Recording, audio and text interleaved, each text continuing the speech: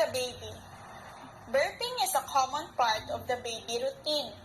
They need your help to get rid of trapped gas in their stomach.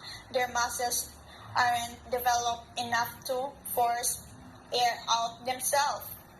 Babies typically need to be burped until about 9 to 7 months old. It's typical for baby to spit up, especially after the feeding. Each burping session will last a few minutes. There are actually a few different ways to burp baby. Chest position. Hold the baby against your chest with their chin on your shoulder. Support baby with one hand and pat their with the other. Lap position. Lay baby on your lap with their head higher than her chest. Gently pat baby back or rub in a circular motion.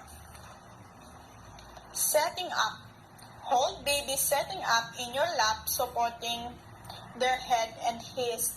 Use your other hand to gently pat baby back. It's never too early to get your baby on their pathway.